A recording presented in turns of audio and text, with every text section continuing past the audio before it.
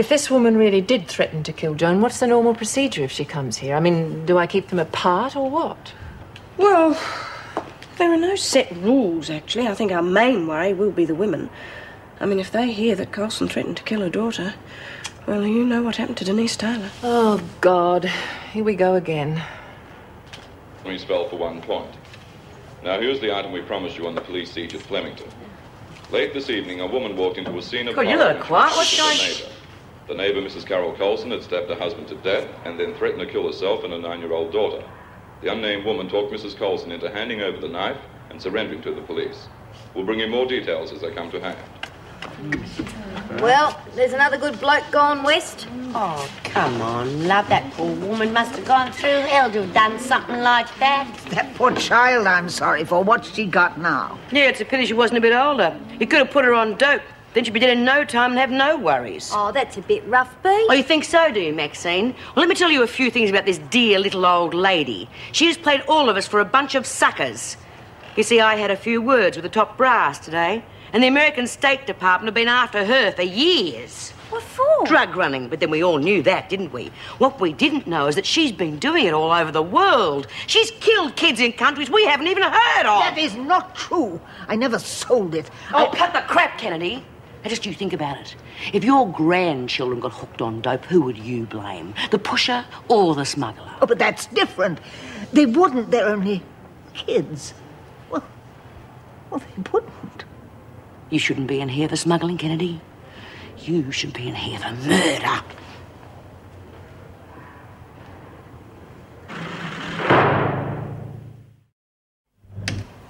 But it can't have been too bad living in the country. I mean the real country. No cops, no hassles. Honey, in the 1930s, we didn't even have electricity. No bright lights, no nothing. Oh, yeah. Didn't think of that.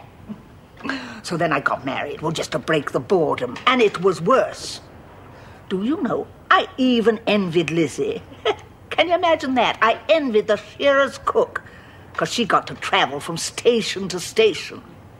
But didn't you ever go to town? Honey, our nearest neighbour was 100 miles away. Well, how'd you put up with it? Well, I didn't. As soon as my husband died, I sold the station to the first bidder and took off. Oh, Maxie, you won't believe it. Oh, the bright lights, the big cities, and all those wonderful young American sailors. Now you're talking. Did all right for yourself, did you? I did exceptionally well, thank you. Parties, dancing, black market liquor. Oh, it was wild magic. The world was mine, Maxie.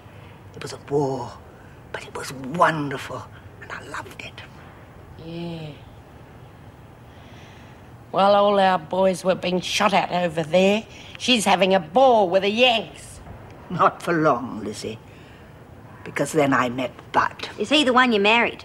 Yep, he sure was, and that's when the magic stopped.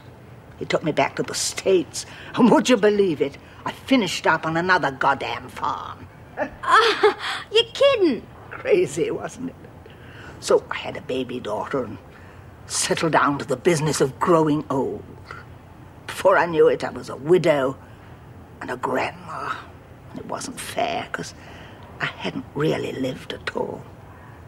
It's like that, isn't it, Lizzie? Life's gone before you know it. And then my son-in-law set me up in this camper van and sent me touring around the world.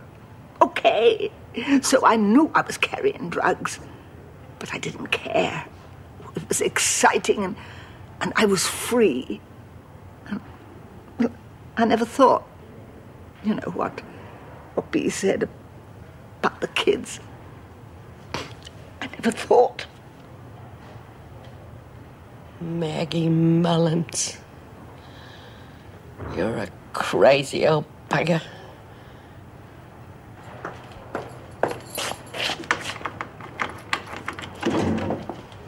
Come along, ladies. Well, hurry up or you'll all miss breakfast. Hey, that's not a bad idea, Mrs. Morris. What do we have to do to miss lunch? Oh, there you go. We're having Irish stew tonight, and that's my favourite. Lizzie, that's enough.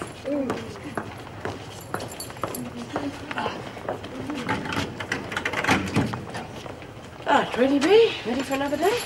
Yep. Not about her, though. Carter, you're supposed to be up and ready when I open that door. Oh, bloody hell, I only got to sleep an hour ago. Why? Sick or something? Yeah. Sick of snoring. Like sleeping in a bloody cattle yard. Oh, you really are running for a fall, aren't you? All right, Bea, off you go. Now, I am warning you for your own good, Carter. If you want your stay in here to be reasonably painless, I suggest you stop rubbing people up the wrong way. Understand? Wouldn't dream of it. Can I go and have my shower?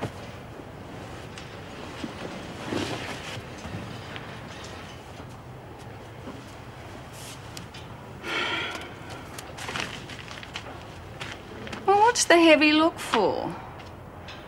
I've seen you before. I know I have. Can't think where. Unless you got a night job too. Anyway, keep working on it. Let me know what you come up with.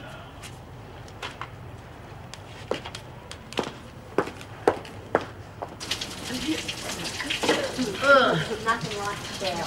Come on, you old parts. Hurry up, will ya? Well, Lizzie, I think you better hit the dye bottle again, love. Black hairs are showing through. Shut your mouth. For your information, I never use dye. It upsets me scalp.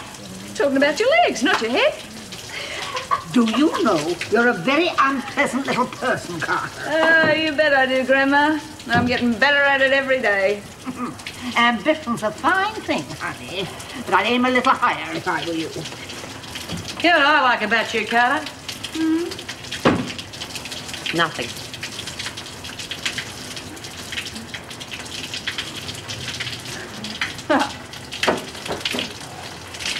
Oh, look at the little hussy. In my young day, a lady never got undressed in front of anybody. Well, that's your tough luck. I'd say if you got pretty things, show them.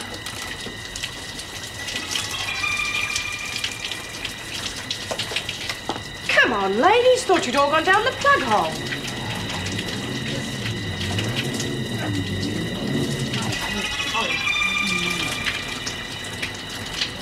If the lady of the house wants to go gallivanting around the place, leaving me on kitchen duty, then it's going to be breakfast a la Wallace. Free-range eggs, sourdough toast, chamomile tea. What more could you ask? Thanks, Wally. Look, I've got my own opinion about this, Cliff, but I've got to keep my mouth shut because that crazy daughter of mine thinks he's the aunt's pants. Aren't you going to eat your eggs? I can't. Eggs bring me out in a rash. Oh. Well, waste not, want not. There's one thing I do agree with this Cliff about, though, and that's his taste in women. Perfect.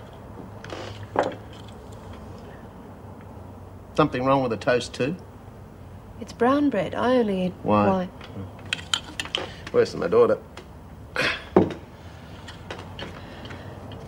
I'm really worried that Manoli will tell my parents about the other night. Honestly, Wally, I couldn't face them if he did. I don't think so. No. Unless I'm completely wrong about him, I think he'll keep it a deep, dark secret. Why not? He was really mad with me. Well, that's just it. His ego took a nosedive. That very ego will stop him talking about it. Yep. I mean, if his mates ever found out. Oh, he wouldn't tell them. He's not like that. You're really fond of him, aren't you? Tell you what I'll do. You tell me where he works.